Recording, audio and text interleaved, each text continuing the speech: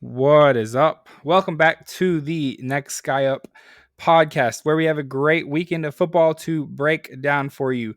But we are recording this on Wednesday night. And so, given what's happened today, we just didn't want to get into the show without just kind of joining the chorus of people around the country saying how sad we were to hear the news today about Charlie Kirk. I was a fan and I would watch a lot of his videos, and I was appreciated how he was outspoken and unapologetic about what he believes. We're praying for his family, loved ones, and our country right now. With all that being said, we are definitely not a political podcast. We don't pretend to know anything about politics at all. And I don't think anyone wants to hear us talk about politics. So we're going to get into what we do know, and that's football. Tens, how we doing? Zach, we're doing well. We're coming off a big football weekend. Sorry I missed Sunday's episode. I was in the middle of a fake lightning storm in Jacksonville, Florida. Kind of threw off the whole operations of my day. I had planned on calling into the show. A big part of that would have been having a phone that wasn't dead. My phone was at, I think, like 10% when you guys were texting me about what I wanted to add to the show. So, yeah, but no, it was a fun trip. We got to take Macy down to her very first football game. She was kind of borderline excited about it until we got into the stadium. We almost lost during the first quarter. Parking was a disaster. The Jags are remodeling. The new stadium will be, or the stadium will be done remodeling 2018. No, 2028. Right. 2028. There we go. Words are hard. So lots of construction. We actually missed the opening kickoff because we were trying to get in. We had to park very far, so we had to walk. My daughter is not the most mentally tough kid there was. She was crying about she wanted to be carried after about a block. I said, we got a long way to go. The heat almost took her out. It's very hot. We found some Dippin' Dots and a slushie. And after that, the first quarter, they had us in the first quarter. And then we had good momentum, and then the lightning delay happened. Yeah, it never rained once at the stadium. That's good. There was like lightning 10 miles out, and their excuse was because of the new construction, we have so many cranes and areas of like open metal that they were worried about lightning. Yeah. So, hour 10-minute delay. They put red zone up on the scoreboards, so that was cool. So we watched that, and then the Jags have like a little mini stadium attached to the stadium where they do concerts and stuff. And they had the big screen over there with red zone all over it too. So I was keeping up with some of the other games, but it was a great trip. Ate a lot of very good food. That is my favorite part of going down to Jacksonville. I've now got like a stable of restaurants that I always go to. Yeah. So, and I do think we're gonna fly next time if Macy goes. Ooh. Yeah, driving's just kind of a time suck. I can do it. I love driving. I like the road trip aspect of it, but I like to stop and like check out stuff and waste time doing like side activities. And my wife's like, no, we get one pee break, and that's when we get gas and let's go. We have to get down there. So yeah, that's fair. Trip. And the Jags won. Yeah, convincingly. Fun game. Not even in question, really. No, after the first quarter. It really wasn't. They had garbage time touchdown towards the end for Chuba Hubbard against all of our third string guys because we had a pick six and then they called it back. So our starting defense was a little tired, and then the third stringers let up a touchdown the very next play. I text the guys this. After that happened, we got a "Ref you suck" chant going in the stadium, and I didn't join in because my 7-year-old daughter is sitting next to me, but she joined in, and Morgan was like, "Should we? What is happening right now?" I was like, "Listen, she's excited about the game. I'm not going to stop her." So I don't know if that's a good parenting moment or not, but she was chanting "Ref you suck," so that was good. I mean, if it's a bad call, so be it. It was a bad call. I mean, she was right. The stadium was right. So, But she's never really like taken much interest. She's actually shown the exact opposite when it comes to football. Like she dreads football season. But she was asking me about when we're playing this weekend and when we're going to go to a game next. So I think I got her. I think I got her locked in. Bingo. That was the goal. Yeah, that's important. You got to get them young, you know. Yeah, exactly. So we're planning on going to the game in Nashville November 30th. So that'll be fun. I've seen That's some easy. pictures of the new stadium in Nashville. It's going up Yeah, pretty quick. they have. Yeah, they are putting in work. I'm excited to go see it in person because it is right It's like next right door. next to it. Yeah. Yeah, but they're putting in work. They're working overtime over there. I've heard some rumors of some parking garages going up. That'll be good. Mm. The parking situation for the Titan Stadium.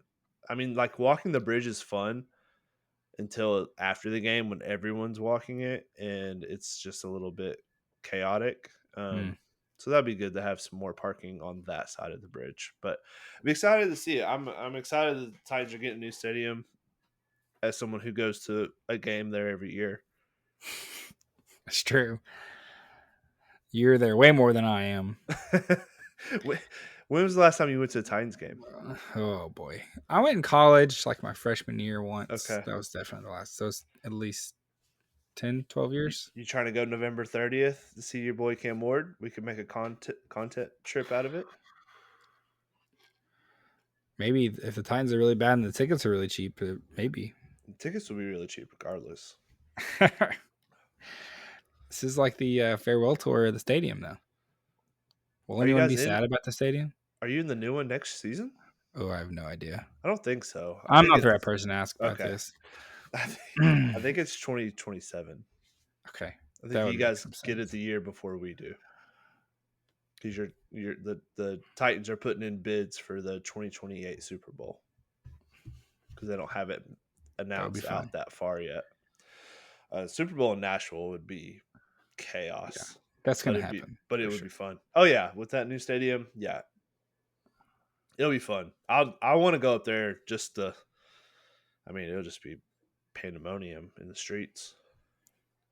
I did see a very funny tweet. It was a picture of the new stadium, like from in the stands, Uh huh. and it it said, it was like, "Wow, that field looks practically unplayable." I mean, because it was just like metal and it was like all Yeah. this construction equipment. It was pretty funny. Yeah. True, it's True. unplayable. Well, we do have a big show for all of you. We are coming back to our new segment, Best of the Rest, where we highlight a game that no one else is going to be breaking down for you in the country, guaranteed. In fact, if you find a podcast that is not the actual like separate podcast for these two schools that are covering this game, I would be shocked. So we're Yes. pretty excited about that. We are going to be giving you some predictions. We're going to be breaking down some of our favorite games of the weekend, our players to watch, some predicting some upsets potentially, and then we're going up in our second new segment. We are going up against AI week 2 to see if we are better gamblers than AI is. Do we know more ball than ChatGPT itself? So pretty excited. We do have a very fun weekend of football ahead of us. I think NFL's got a very fun slate. Does. Some big Yes. games in college, uh, including College Game Day coming to my city. Ooh, you So gonna some try fun to go? stuff. No, definitely not. You don't want to But hear I Pat will McAfee watch. say dumb words weirdly. Yeah, I think I'm good on that. I mean, if I did not have a, if I, Down here in Knoxville. I will say that I a lot of McAfee I don't mind. Him like pandering to each crowd really Yeah. just kind of gets on my nerves. I can respect it whenever there's some like obvious bias towards a college. Like you're Yeah. a grad of that place, like like Herb Street in Ohio State. Like it's annoying, but I get it. You went Hmm. there, you played there. Like you should have a little bias probably. But whenever McAfee just panders to whichever crowd they're in, I'm like, we get it. You're just like you're the hype man. You just want everyone to like you. That does get on my Yeah. nerves. He's gonna do something like that. He'll sing Rocky Top or Hmm. whatever, and yeah. Yeah. No, I'm very much over the Pat McAfee shtick.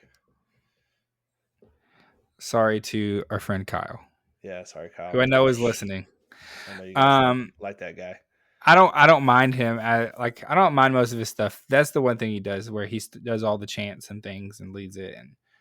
And that's just a little bit of a rant there. I don't know how we got to that, but I don't either.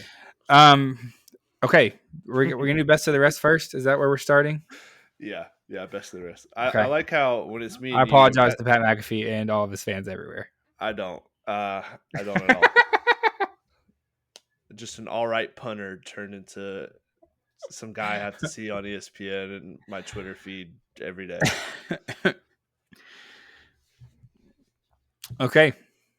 I was gonna say real quick. I like how Yep. Mason's the anchor of keeping us, you know, steady here. When it's me and you, there's a lot more. We're Gets off track chasing a little side bit. quest.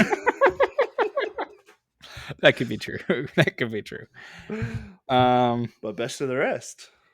yeah, the thing that's gonna get clipped is that Pat McAfee clip, and it's gonna go viral. Oh, Watch, it's we're getting gonna get clipped, ran through baby. the. I just put the note in my phone for the timestamp for the clip machine, which is AI. I like how much we talk about we don't like AI. We use AI for some stuff around We do here. use it every now Peek and then. around the You know, curtain. it is what it is. Okay, so for this weekend in football, the best of the rest series is traveling to the great state of Mississippi, where we have a barn burner on our hands. That would be Appalachian State, perennial powerhouse, traveling to Southern Miss University in a Sun Belt matchup. A couple of things. This line, whenever we chose this, we try to pick games with really close lines because we want them to be competitive and fun to watch. Last week we ended up hitting that one nail on the head. That was a very fun game. Yeah. Oregon State, Fresno State. I think that was a good pick by us, and here we are again. I think it's going to be a fun one. When we chose it, it was a 1.5 point line. This line has moved in the last day to Appalachian State -3.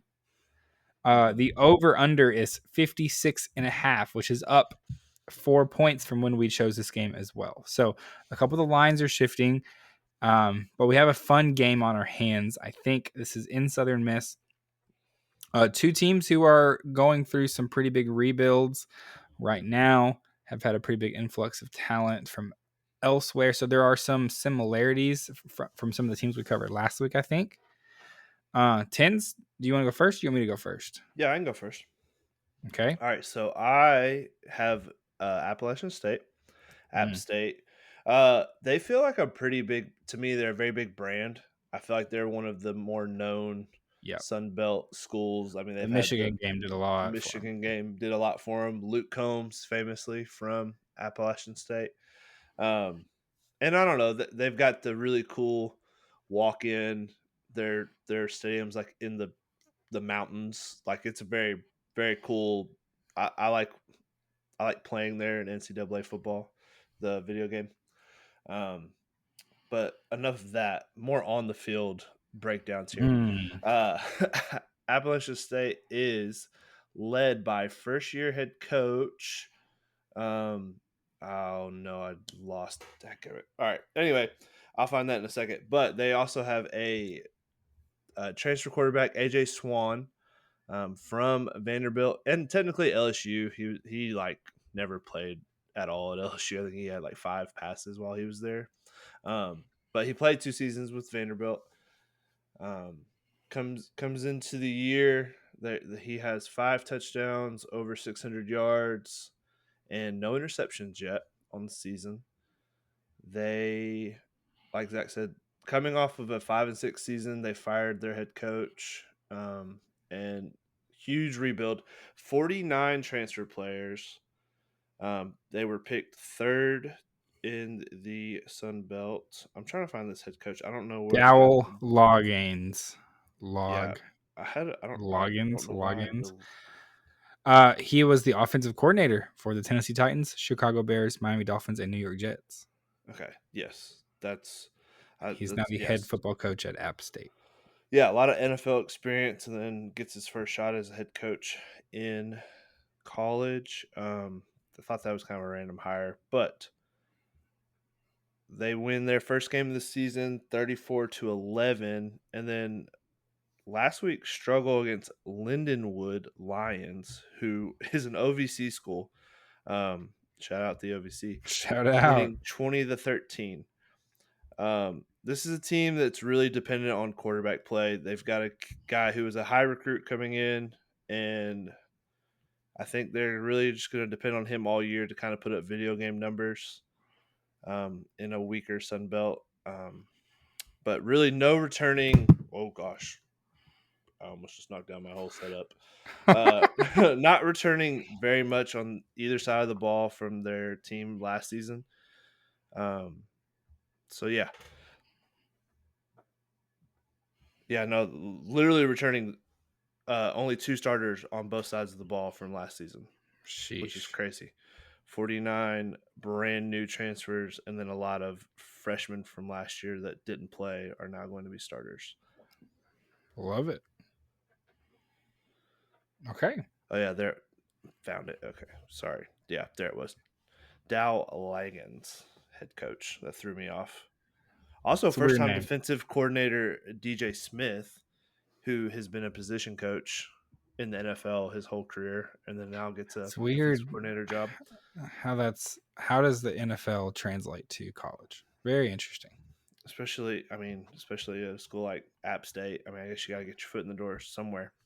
But this is a school that's always recruited well in the Sun Belt, has very good connections to North Carolina and South Carolina is when it comes to recruiting. So I believe Mhm. there's good players on the team, and I think they'll go as far as AJ Swan will take them. And I don't know, I kind of am buying the hype on this kid. I was watching some highlights and looking at some stats, and Mm. might be a gamer. I like that. It may contribute to our conversation here in a few minutes about what the bet we like here. Mm, Um, okay. You got anything else there? nope, You feel good? feel good. Okay.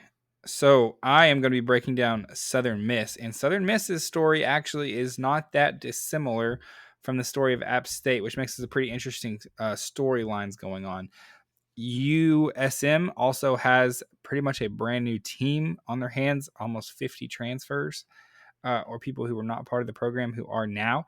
Head coach Charles Huff came over from the Marshall Thundering Herd, who won the Sun Belt title last year. So this was an in-conference switchover. He went from Marshall over to USM, where he signed a 4-year deal at almost $1 million a year. That feels pretty good for the Sun Belt, and brought pretty much all of his players with him. So there's a brand new team, a brand new coach, and a system that works. He also brought his defensive coordinator with him from Marshall, Jason Seymour, who had a good defense last year. Blake Anderson is the offensive coordinator.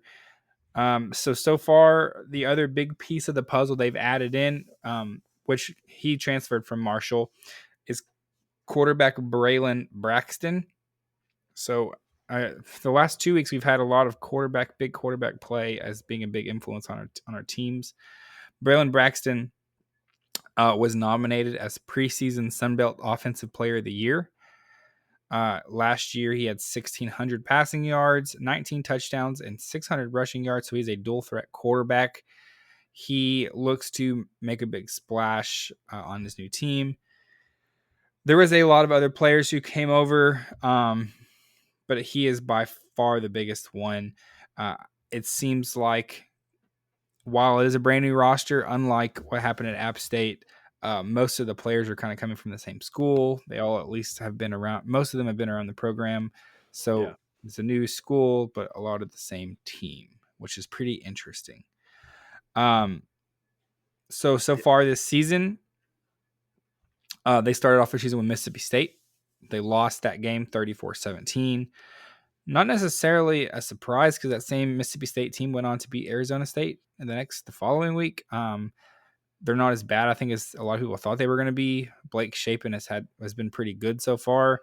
Yeah. And Braxton, the quarterback for USM, actually didn't have a very bad game. He still passed for 200 yards. He had 2 touchdowns, 60 rushing yards.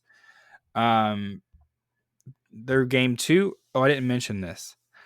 Southern Miss literally went 1-11 in 2024. They won 1 game. That's I pretty think it was bad. their very first game because they lost 11 games straight. And so they got their first win after an 11-game losing streak last week against Jackson State. They won 38-20. Again, Braxton had a pretty good day. He went 20 for 30 for 215 yards and 3 touchdowns. They had some interceptions. The defense looked much better. So it does seem like they're getting better. It seems like they're improving. I think the offense is going to be further along than the defense just because you have some veteran presence at quarterback who's going to be very good, I think. And so similar to last week, I think Tens and I both came to the agreement that it seems like we expect the offenses to outperform the defenses here. In a Yeah. matchup like this, we're expecting the 2 quarterbacks to really show up, have big days. And I think if they both do that, I think we're anticipating a lot of points being scored. And the Yeah. series is quickly turning into which game can we choose and just bet the over on it. Yeah. Best of the rest equals overs.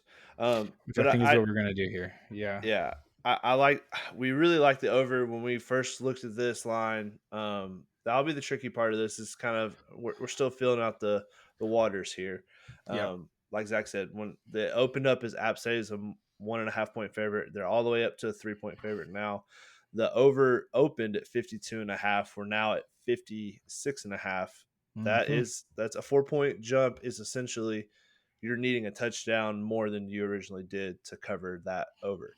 I still like it. I don't see App State hasn't like they let Charlotte score 11 points. Charlotte kind of it was the fun team last year, but they lost their head coach, who is now assistant coach from Michigan.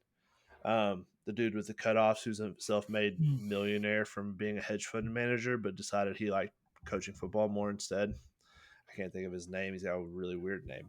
And a lot of their guys left. They only scored 11 points, and then this OVC school scored 17 on App State. So I don't think App State's defense is anything to write home about.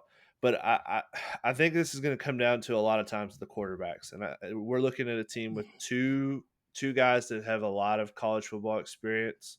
Mm-hmm. Um, App State's quarterback AJ Swain played 2 years at Vanderbilt. Like I said, in those years, he threw for 198 passes 1 year and 196 the next year. Already through 2 games at App State, he has thrown 80 passes. This is a team that is Oh, they want to throw the ball around the yard. I air don't think raid. they do not have a ton on the running back side of things. They're going to lean heavily on this kid. Yeah, I'm not sure Um, USM does either, to be honest. so at that clip, with like I said, he's already thrown 80 passes. I don't see that slowing down against a team that like he did that against 2 really bad teams. I think that this will be a game that's like a little bit tighter. So lots of passing. It opens up the opportunity for touchdowns either way. Pick sixes are a big thing in college football. Also, App State's kicker, highly recruited, 6 for 6 this season. Wow. So yeah, that's I points. did I did see a line.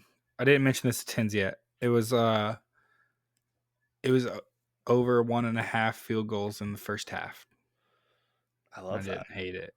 It was like plus money. Really. Yeah. Kicker props in college football. I love that. I love kicker props in the NFL. I take them all the time.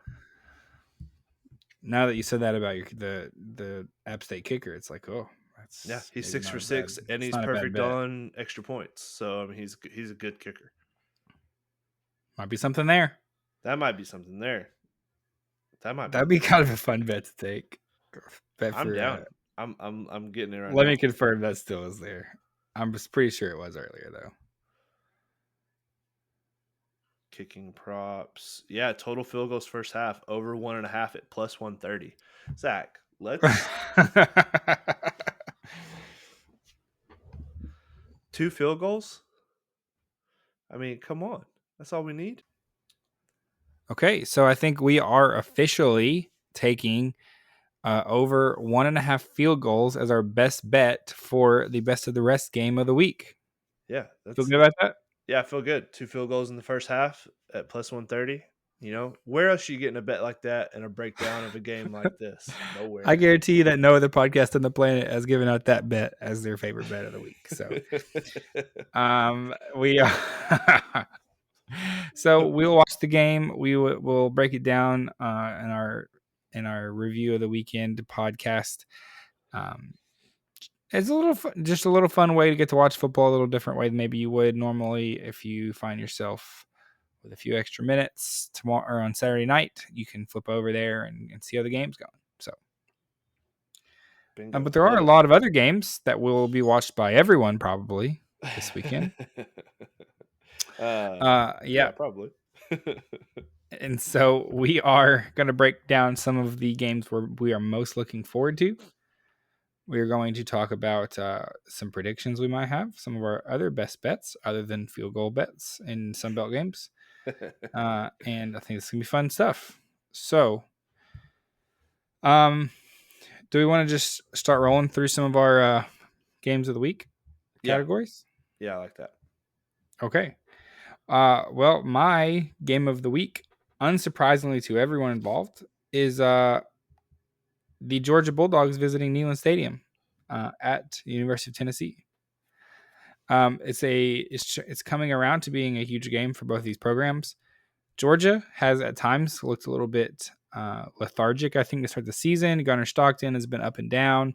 The team as a whole has looked not bad, but also not great in some of their opening games, which were against a little bit worse competition than a lot of teams have faced so far.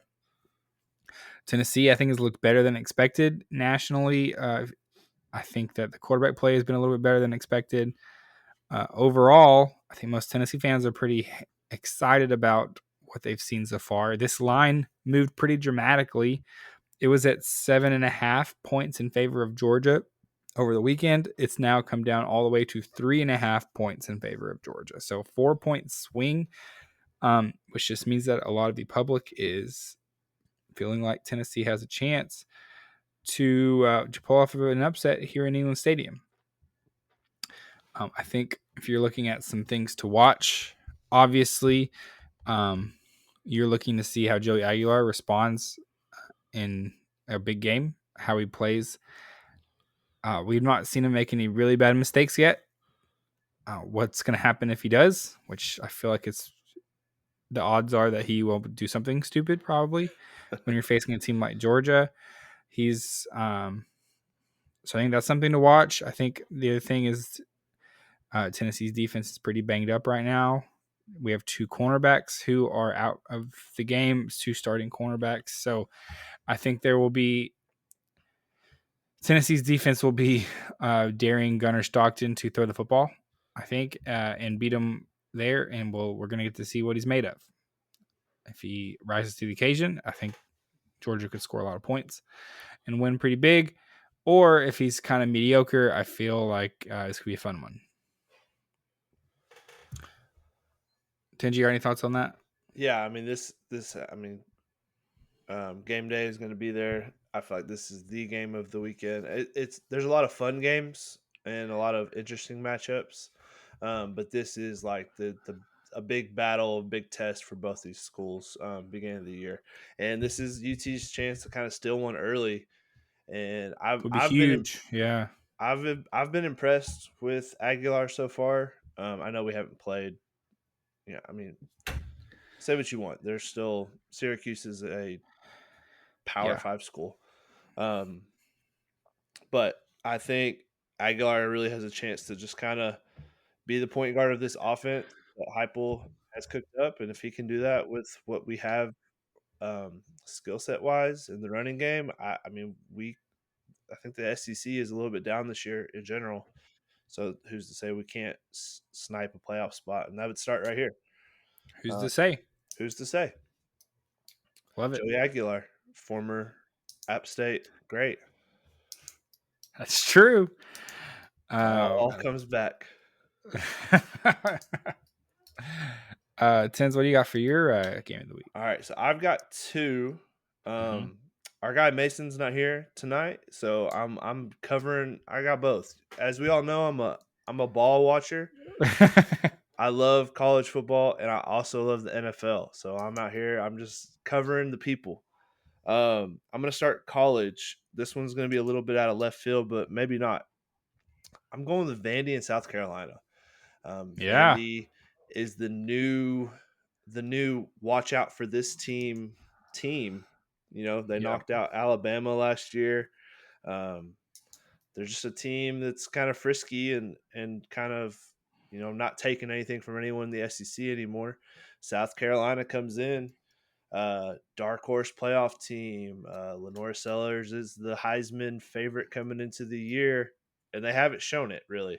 Uh, they're very sluggish against Virginia Tech, who could be very bad. Like Old Dominion could beat Virginia Tech this weekend and end that head coach's tenure at Virginia Tech. Um, so for me, this is South Carolina's like chance to show they're for real. If they want to get all keep up all the hype they've had going into the season, they're gonna have to show it to me against a decent Vandy team right here. Like this is the game Sellers has to start his Heisman hype because he's Wow. gotten past pretty quick. I did not put two and two together on that. That Virginia Tech has played both these teams already. Yeah, They played South Carolina week 1 and Vanderbilt week 2. yeah, So if you want to do some direct evidence there, the first game at South Carolina, 24-11. Second game at Virginia Tech, Vanderbilt won 44-20. yeah. I'll So I'll I'll chalk up a little bit of that neutral site for Virginia Tech against South Carolina, that was a but neutral site. yeah, they had a neutral site. But I don't know. That's the thing. Vandy, Vandy's a dangerous team in a way They that's like are for they're sure. just not scared of people. When the Um, line reflects that, it's only like 4.5. yeah. So I think this has a chance to be like the sneaky like Twitter's buzzing about Diego Pavia like doing it again, and Sellers isn't the guy that everyone thought he was going to be. Like that's uh, so that's my game of the week as far as college goes. Um, and then my game of the week in the NFL. You've got the Super Bowl champion rematch from the last 2 years, Eagles Chiefs, and I could care less. I don't care about either one of these teams. Uh, Count me officially done with the Chiefs. They're Wow. dead. He's Their over it. their reign is over. We care more about getting engaged and thinking we're just going to be there at the end of the year. Like the division's going to get handed to us on a silver platter. And Justin Herbert came down to Brazil and diced you up. Um, Travis That's true. Kelsey's out here injuring his own teammates. Xavier Worthy's going to be out a while now. It's Um, pretty bad. and I'm just done. And when they come to Jacksonville week 5, I'm going to have a lot of things to say for Monday Night Football. But we'll Oh, save that for week 5. yeah. I'm This could not age talking. poorly very fast. Could very fast. So we'll save it for then. But so my game of the week in the NFL is not that. That's going to be everyone else. Every other podcast, I'm like, oh, I can't wait to watch the Super Bowl rematch. No, don't care. We're going up north, baby, to the Lions and Bears. Oh, Lions, Bears. Little connection. Ben Johnson, ever heard of him? Is the head coach of the Bears now. Former wow. offensive coordinator for the Lions, the whiz kid who had that Lions offense humming the last 3 years. Lions look a little pedestrian against the Mhm. Packers last week. The Bears blow a huge lead to the Vikings on Monday Night Football. The Caleb Williams questions continue to get louder and louder. Who's going to win? Is it the Bears get a bounce back? Ben Johnson gets this thing rolling, or the Lions, who have never, under Dan Campbell, lost a game and then didn't cover the spread the very next game? Do they bounce back and show that they are better? They're not just going to fall apart because they lost their two coordinators. So that is my most interesting game of the week in the NFL. My most intriguing, like, I think there could be some answers after this game, like how things are going to go. And I think if the Bears, if Caleb Williams looks bad, the Tyson Bagent meter, uh, it's going to start going up. You know, the Bears fans, they love their backup quarterbacks. They think the backup quarterback is always the answer. Um, so that's my most interesting game of the week. I think that'll be the most talked about thing come Monday and Tuesday in the sports world is the outcome of that game, one way or the other. I like that. That's fun stuff right there. A lot of fun storylines there. Lions. Yeah, I think that's fun. Okay. Next category is going to be player to watch of the week. Mine is pretty simple here. Coming off a big letdown spot, I'm just actually going to go ahead and give my player of the week and my upset of the week potential because they involve the same program. Ooh. Off of a horrible loss last week. I think DJ Lagway has a lot to prove. He had a lot of preseason expectations. He has not lived up to them. He looks very bad against USF. And honestly, Florida's season is kind of on the line here. I don't think you can go 1-2 to start your season and have a reasonable chance to make the playoffs with their schedule. They're walking into LSU in a very, very tough environment. I think this will be DJ Lagway's chance to say, we're not going away this season. We're going to be competitive. I still think this team has a chance to be competitive. They're fighting at this point for Billy Napier's job. I think if they hit 3 losses pretty early, there is a chance his job is in some pretty serious jeopardy. So I'm going to expect a bounce back from Florida. I'm going to expect that DJ Lagway kind of balls out in this game. And I think LSU's in an upset spot where Florida could come in a little bit under the radar, beaten up, looking for some revenge, and could give LSU a really good fight on the road. Love it. I need it. I've got a DJ Lagway Heisman ticket floating around somewhere deep down in the bet history from the summer. I'll say you can ask Notre Dame. People are willing to forgive early season Yeah. G5 losses if you end strong. So Yeah.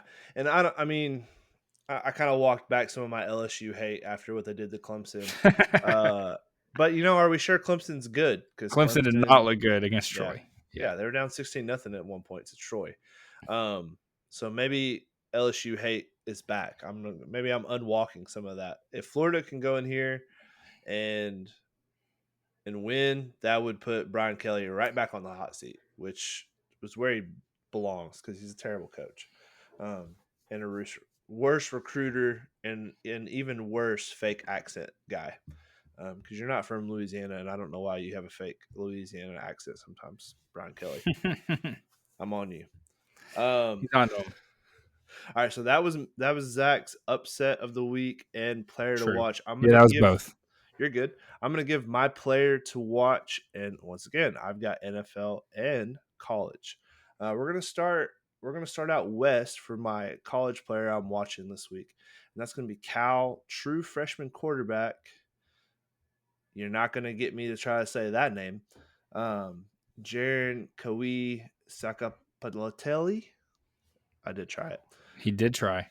I love this kid. He's a 6'4" true freshman quarterback from Hawaii. Was committed to Oregon, and then Dan Lanning lost him to Cal. And his first game of the year, I was up late watching the game against Oregon State, and he put up video game numbers. Didn't have to do as much last week against Texas Southern because they won 35-3, and he only played like the first 3 quarters.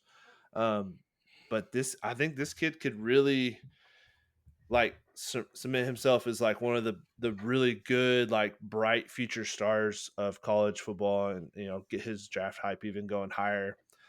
He is a freshman, and freshmen don't win Heisman's, but you never know. He's playing Minnesota at home or in Cal. Minnesota is always a good program. Big Ten, they're always up there towards the top.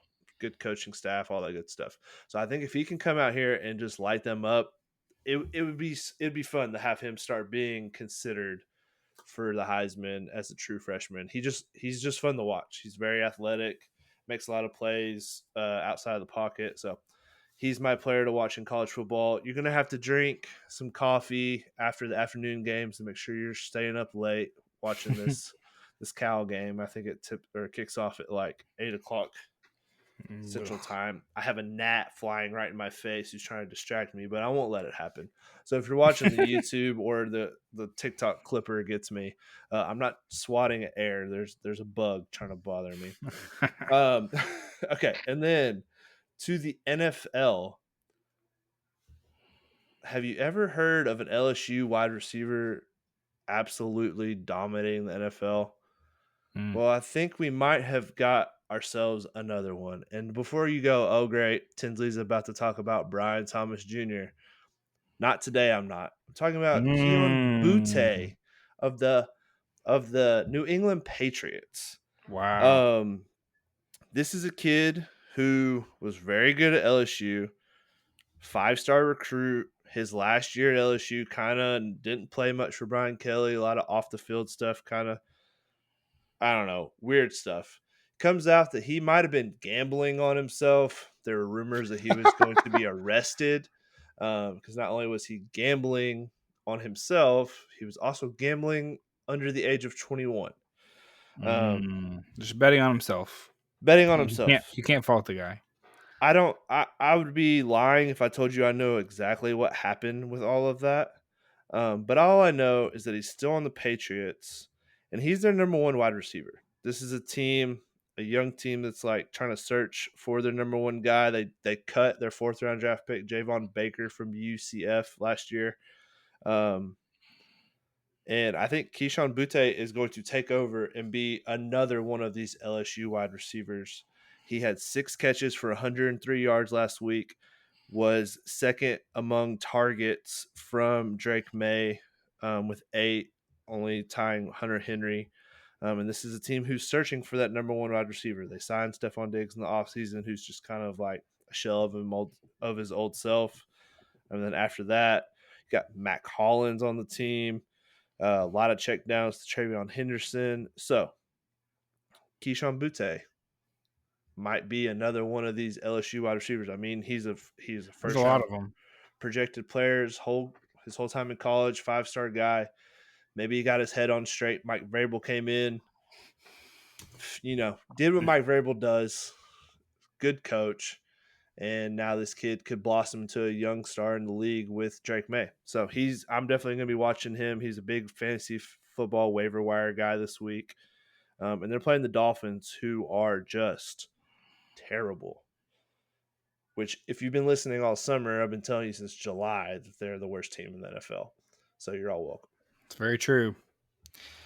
You were first on the Dolphins might be really bad train. First, you might be hearing it from some bigger names now. Some people that do rankings every Monday and have a really big podcast are saying they're the worst vibes team in the NFL, and I've been saying it since July. So who's to It's a say? fact. And if that person's listening, the DMs are open. Welcome. If you want to take takes, that's fine. Just ask permission first. Love it.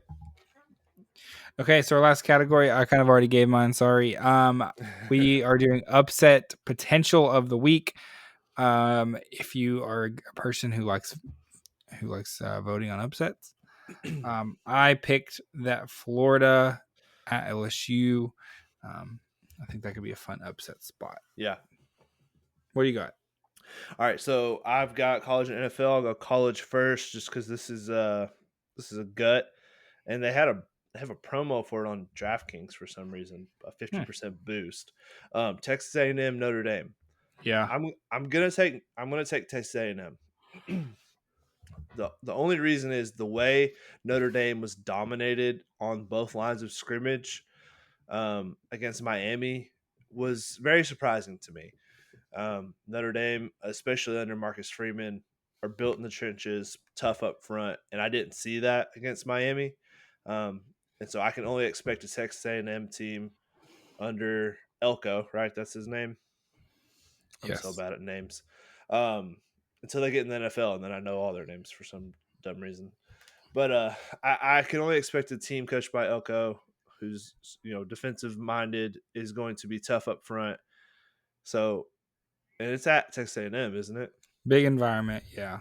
Yeah, at plus 210, I just don't see where they don't have the advantage. Where that would be my upset. Like that one doesn't make sense. The line should be flipped. Like Notre Dame should be the underdog. Hmm. Freshman quarterback. Yeah, A&M, I will say, has not looked 100% confident so far this season. Yeah, no, I agree. They're 2-0, but they have not looked stellar. They beat Utah State and UTSA, but the UTSA game was pretty close for a while. Yeah. And so both of those games, I think they just were a little underwhelming. Yeah, I mean, they could have been keeping it vanilla. They know their first real game was going to be Notre Dame at home. They say their home field advantage is good. I don't. Okay, actually, I'm sorry. This is at Notre Dame. It's at Notre Dame. Boy, That messed makes that more one up. sense. That makes At more Notre sense now. Dame. That's all Yep, right. that's going to be tough. I still like my chances that this is my upset spot here. But I will say, so if it's your upset spot, I'll give you a couple more arguments, though.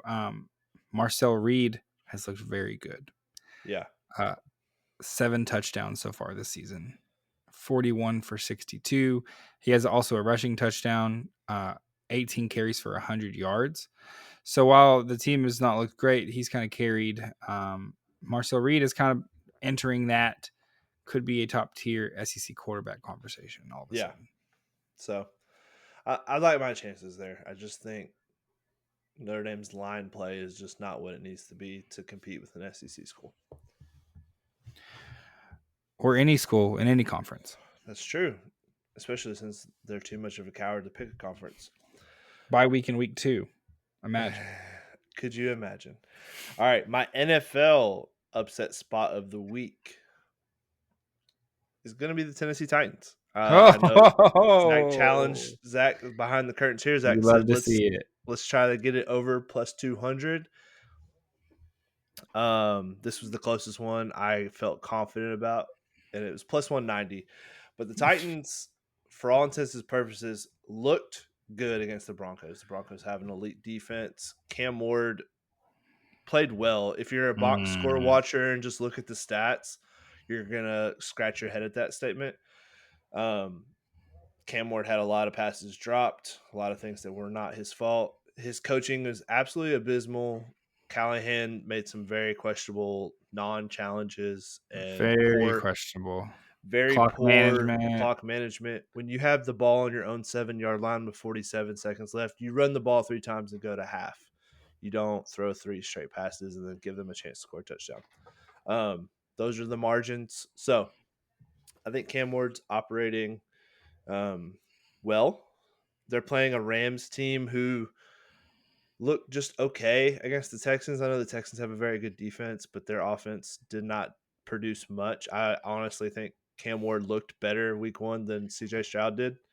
So at plus 190 home game, this is an LA team who's flying across the country to come play in Nashville.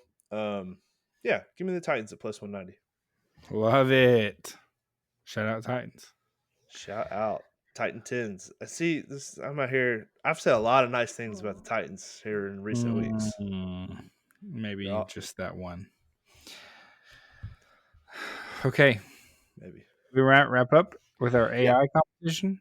Yes, the AI competition We of are competing with AI to build a parlay and to see if we can out gamble artificial intelligence itself. We have each picked a leg that's pretty close to the like minus 100 line, and so has ChatGPT. Tens, would you like to give us what AI's bets of the week are? Yeah, so asked ChatGPT to give me a parlay for this weekend. I did filter it out a little bit this week. I didn't want a Thursday night game, just because it's such a quick turnaround, and it like edited the line because they gave out minus 7.5. The line was 8.5, so I told them to not be a coward. So here we go. Starting with their only college leg, Ole Miss minus 8.5 against Arkansas. Hmm. I absolutely hate that pick I think against that one's Arkansas. actually like -7 right now. I think that's wrong as well. Nice. Well, good. Well, AI is getting 8.5. Sorry. The second leg, they have Raiders +3 against the Chargers. I can promise you that's not hitting. The Raiders are a joke. I don't care that they won against the Patriots. Geno Smith is not good, even though someone gave him out as an MVP candidate. That's crazy. Shout out. And then the final leg of AI's parlay of the week is Bengals -3.5 against my Jacksonville Jaguars, which is a crazy pick Ooh, because that line opened up at -5.5, and now it's all the way down to 3.5. So if I was the Bengals, I'd be really afraid of what's about to happen. One of the worst performing offensive lines of the week went to the Bengals this week. That'd be really tough if one of the best pass rushes in the league for the last 3 seasons were to just go up there and absolutely wreak havoc on Joe Burrow. that'd be tough. It'd be tough. It'd be really tough. And if the Jags win Sunday, I'm gonna have to get myself under control. Someone's gonna have to Yeah. talk to me because there's I've seen it before. It's true. it becomes a thing. It gets Right, dangerous I get very dangerous with the DraftKings with the futures. with the futures because the Yeah. future could be now. So that is AI's parlay. It comes out at a Okay. nice round +600. Wow. Nice. Yeah. And then Okay. now for our parlay, the Yep. one that's actually going to win. Now, did we go 0 for 3 last week? No, we didn't actually. But did we go 1 for 3? Sure. Shout out Mason's leg. Did did AI go 2 for 3? Sure. But guess what? It's still an It's all L. losses. It's Yep. still we're still tied up, baby. All It or doesn't nothing. matter. Yeah, it's not straight bets of the week because I'd smoke them in that. Don't even try me, AI. But I plugged in our parlay. We're actually the cowards this week. We went a little under it, +573. Oh, that's I'll, pretty close. I'll give Mason's pick. He didn't give me any breakdown on it, but we're taking Seahawks +3 against the Pittsburgh Steelers. I guess he's hoping for a little less Aaron Rodgers magic against a solid Seahawks defense and a bounce back performance from the Seahawks. And they didn't look dominant over the 49ers, but divisional games are always tough, and the Seahawks should be getting. I don't know. I expect to see some Jalen Milroe this week. I think they're going to release him a little. They said they had some packages for him. I think this would be good.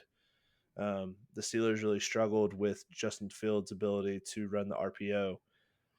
So that would be fun if they can do that. Sam Darnold can run a little bit too. So I like Seahawks here at +3. And that was Mason's pick. Love it. All right, my pick. I went under 40.5 points in Saints and 49ers. And I'm just going to give you 2 names. Should tell you all you need to know. And that would be Mr. Spencer Rattler and Mac Jones. If those are the 2 starting quarterbacks, which they are this week for this matchup, 40 points seems impossible. I really like that pick. I've done a lot of research into the new quarterback bump Mm-hmm. of it all. I think Yeah. Spencer Rattler had that last week. Yeah. There's a certain amount of juice you pull when it's your first week as a starting quarterback. The thing about it is it goes away. And I think that's happening. I mean, not that he had like a stellar week, but it was not a bad game. Spencer Rattler, I think, was a little better than a lot of people thought he might be. I anticipate that completely coming back down to earth. Yeah. And being pretty terrible. Yeah, I definitely agree. I definitely agree with that. I don't see. Yeah, I mean, Am I crazy? He had a decent week, right? It wasn't bad. I couldn't tell you the stats. I know they covered the spread. People were expecting them to get killed, but the Cardinals are just not like who are the Cardinals to come in and wreck anybody. This is a 49ers team who's always going to be solid defensively. this Saints offensive line has questions, and when you have questions against a pass rush that features Nick Bosa and has Fred Warner running around at linebacker, I just think they're going to cause havoc all day long. Saints defense is still a solid unit, and so I think they can hold Mac Jones. Really, all it is Christian McCaffrey going to score 3 touchdowns and put a little pressure on this over. That being said, this game was last week. Saints Cardinals over under was 43.5. We didn't even get close to that final score. 33. Yeah. How many times, if you had to guess, because I'm looking at the box score now, Yeah. how many times do you think Spencer Rattler threw the ball last week? I think it was like 42 times, wasn't it? Yeah, 46. 27 for 46 for 214 yards. That's a recipe for disaster. No touchdowns. No touchdowns. Okay. Yeah, that's pretty bad. No interceptions either. Yeah. 46 passes. And I know what Mac Jones is capable of. It's not good. So, under 40.5, that feels pretty good. I like that. Okay, my pick then to wrap it up. I'm sticking with the fun team. I am going, but also the team that kind of screwed me last week by completely dominating Florida. I'm picking USF to cover against the University of Miami. The line is 17.5. I've seen all I need to see. I don't think that USF wins this game. I said the same thing last week, though. I don't think USF wins this game. I think Miami is not going to be surprised by anything they see. I do anticipate them winning, but 17.5 is a lot of points against a team that has proven they're competent defensively, and we all know that their offense has a potential. I've been pretty high on Carson Beck. I'm not certain about Miami's defensive abilities right now. I know they beat Notre Dame, but again, we're not really certain about Notre Dame's abilities either. I think USF comes in, doesn't get the win because everyone kind of knows who they are now, but I think they're doing enough to cover 17.5 points. Yeah, I think head coach wise, Adam Golish is really good. They have a very good quarterback. They play good defense, and I think they can score. So 17.5 points is a lot. It's a lot of points. I think we still got a little magic, a little Cinderella magic here. I think they cover 17.5. Like we said, a lot of points. Maybe they win and they're top 10 ranked next week. Top 5 ranked. Should be. I think honestly, this is one of the rare times where like Miami, even though they're the home team, they're a huge favorite. I think they have more pressure. I think UCF is playing with very tough money at for this them point. for sure. USF has now won 2 games they were pretty big underdogs in. 2 ranked opponents, and they are in the front runner spot for the G5 playoff spot at this point. Even if they lose this game, I don't think it really affects anything for them. I think, but if they win, imagine comparing that to the resumes of other teams, G5 teams around the country who just did not have that same quality of wins. I mean, as soon as you can say we beat Florida and we beat Boise State, and at least we played competitively against Miami. Yeah. I think all of a sudden it's hard not to have you at that spot. So and Cristobal, I just don't trust him in game. He is not a very good game manager. Like he did some things. Like he tried to lose that game to Notre Dame. He really did. Yes, agree. He's a little bit of a liability. Yeah. So calling plays. I like 17.5 for sure, and it's definitely a game I'll be watching live to feel the vibes. And if the vibes feel off, we're gonna be hitting that money line live for the old South Florida Bulls. Fun team. They're fun. They're really fun at NCAA too. They have cool jerseys. The playbook's fun. You get to recruit South Florida kids, so they're all 5 stars, super freak, fast athletes. It's fun. It's a fun school to play with. There you go. Okay. We got a pod? So that's a pod, yeah. Take our parlay. We feel good about it. Plus 573. It's pretty good. Tens is going to be posting on TikTok and getting some of our picks out there. Be locked in with him there. He has given out some great picks. We have been getting hot on the gambling trail, so be with Tins on TikTok. We have been having some fun there, and we are excited for this weekend in football. We will be reviewing all of the action come next week, so stay with us here. Make sure that you subscribe and do all of those things that you know to do, and we will see you next time.